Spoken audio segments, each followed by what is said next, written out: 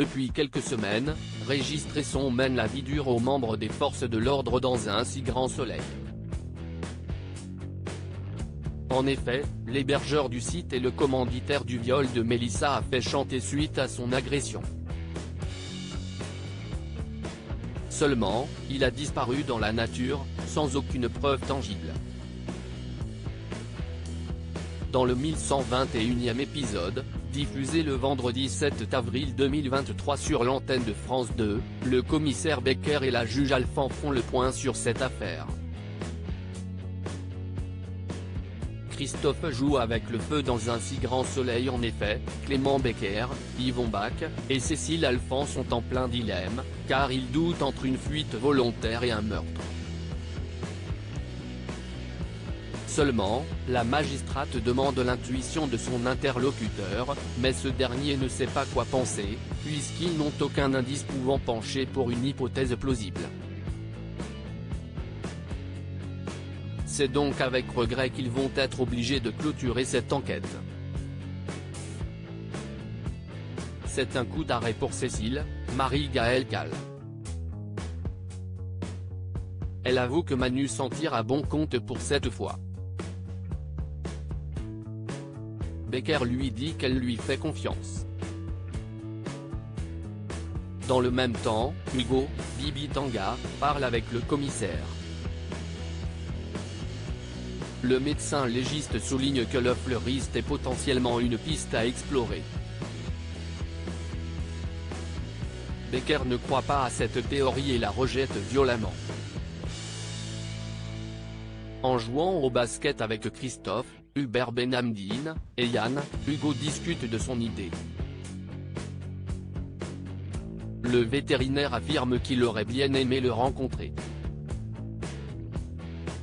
Le compagnon de Cécile joue avec le feu en étant disculpé de tout soupçon. Dimitri trompe sa femme sur l'antenne de France 2 pendant ce temps. Dimitri, Victorien Robert, ne souhaite pas continuer cette mission et il le fait bien savoir à Eve, Emma Colberti. En effet, le gérant du club de tennis ne comprend pas pourquoi ils insistent. Mais Eve lui conseille de garder son opinion pour lui. Dimitri se dirige aux arènes et retrouve Aline Delclos. Dans un élan d'amour, Aline embrasse le prétendu écrivain pendant qu'Eve prend des photos de la scène. Mais le compagnon de Sabine ne s'arrête pas là puisque Dimitri couche avec Aline Delclos, France Renard.